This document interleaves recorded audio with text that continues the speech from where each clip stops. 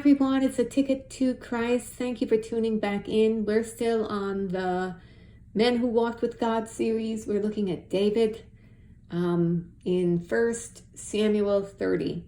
And it came to pass when David and his men were come to Ziklag on the third day that the Amalekites had invaded the south, and Ziklag was smitten, and smitten Ziklag and burned it with fire, and had taken the women captives that were therein. They slew not any, either great or small, but carried them away and went on their way. So David and his men came to the city, and behold, it was burned with fire, and their wives and their sons and their daughters were taken captives. And David and the people that were with him lifted up their voice and wept until they had no more power to weep. And David's two wives were taken captives, Ahinoam and the Jezreelitess, and Abigail, the wife of Nabal the Carmelite. And David was greatly distressed, for the people spake of stoning him, because the soul of all the people was grieved, every man for his sons and for his daughters. But David encouraged himself in the Lord his God. And David said to Abiathar the priest, Ahimelech's son, I pray thee, bring me hither the ephod. And Abiathar brought thither the ephod to David. Sorry about that. These names are tough. And David inquired at the Lord, saying, Shall I pursue after this troop? Shall I overtake them? And he answered him, Pursue, for thou shalt surely overtake them, and without fail recover all. So David went, and he and the 600 men that were with him, and came to the brook Besor, where those that were left behind stayed. But David pursued, he and 400 men, for 200 abode behind, which were so faint that they could not go over the brook Besor. And they found an Egyptian in the field. Bear with me. Turn here. Oops. Sorry about that. It's kind of hard to navigate. He found an Egyptian in the field and brought him to David and gave him bread. And he did eat, and made him drink water.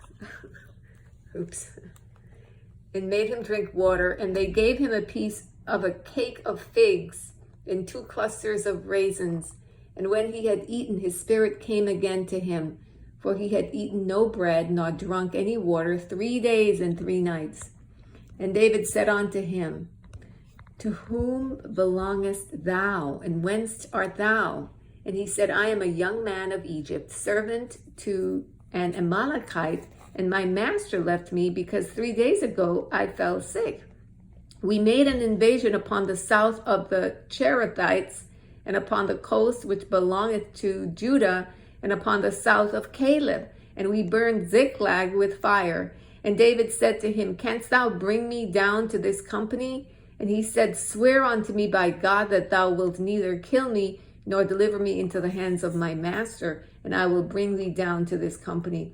And when he had brought him down, behold, they were spread abroad upon all the earth, eating and drinking and dancing, because of all the great spoil that they had taken out of the land of the Philistines and out of the land of Judah.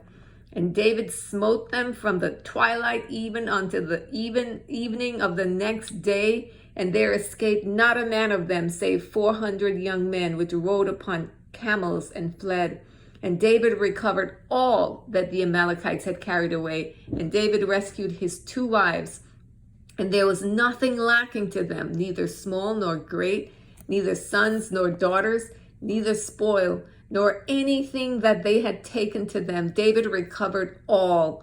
And David took all the flocks of the herds, which they drave before those other cattle, and said, This is David's spoil. And David came to the 200 men, which were so faint that they could not follow David, whom they had made also to abode at the brook Besor. And they went forth to meet David and to meet the people that were with him. And when David came near to the people, he saluted them. Then answered all the wicked men and men of Belial, of those that went with David, and said, because they went not with us, we will not give them aught of the spoil that we have recovered, save to every man his wife and his children, that they may lead them away and depart. Then said David, ye shall not do so, my brethren, with that which the Lord has given us, who hath preserved us, and delivered the company that came against us into our hand. For who will hearken unto you in this matter? But as his part is that goeth down to the battle, so shall his part be that tarrieth by the stuff. They shall part alike. Okay, let's pause there, because this is a bit long. So this is an interesting and incredible incident in the life of David. You know, a lot of times people in the Bible, you can forget that they were real people and these things really happened to someone. And so what is happening here? Well, in general, what happened was, you know, as we know, David is running for his life. He was chased from the kingdom of God by Saul because Saul was envious of him. And so through running for his life, David had gathered a lot of people around him. A lot of the people who were with David were people who were disgruntled and some, you know, shady men. So everybody who was shady, running from the law, and, you know, good people. So it was a mixed group of people who latched on to David. And David was a mighty fighter. He was a general, you know, and the Lord was with him, because he had been anointed by Samuel as the next king of Israel. And so Saul was jealous of him as a result of that, because the Lord rejected Saul and said David was a man after his own heart.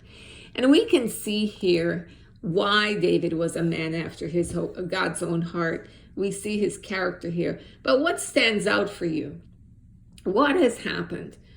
Well, David and his men, they had been hanging out with the Philistines, and then the Philistines and Saul them were going to go to battle, and David was trying to pretend to fight with the Philistines, I guess, and the Philistines kind of said, no, we don't want you hanging with us because you might turn against us, and so they sent him away. So David and his men came back to where they were living, which is Ziklag, and they had left all of their wives and kids there, right? So when they came back, what did they see? Well, the entire city was burned, and all of their wives, their sons, their daughters were taken captives. Boom. How do you think they felt? How would you feel? Everything gone, everything lost, right? And we see how they felt, because in verse 4, it says so.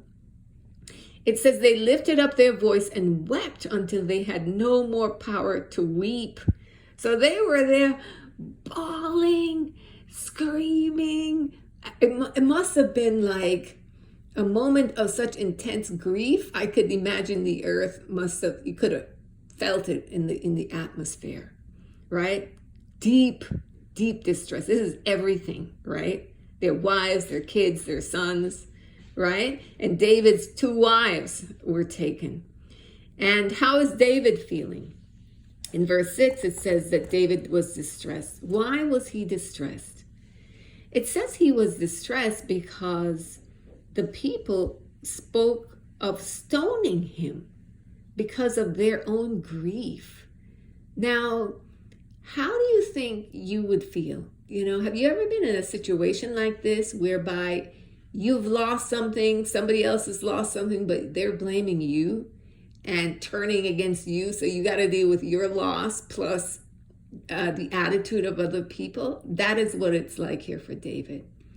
And a lot of times we see here that situations of incredible distress and stress can expose and reveal the hearts of people, how they really feel about you and what they're capable of doing. And we see that, you know, David represented, in a sense, God's presence for them, God's leadership. So in turning against David, I see it as in a way of them not having any faith in God. But what does David do? It said, but David encourage himself in the Lord his God. You know, while these people were grieved and turning against him, David turned to the Lord and encouraged himself in God. He found faith in God in the midst of his loss, the loss of everything. And he inquired of the Lord through, asked Abiathar, his priest, to bring the ephod, and he inquired of God. You know, and I think that this is a good lesson to learn of in the midst of your grief, turn and inquire of the Lord.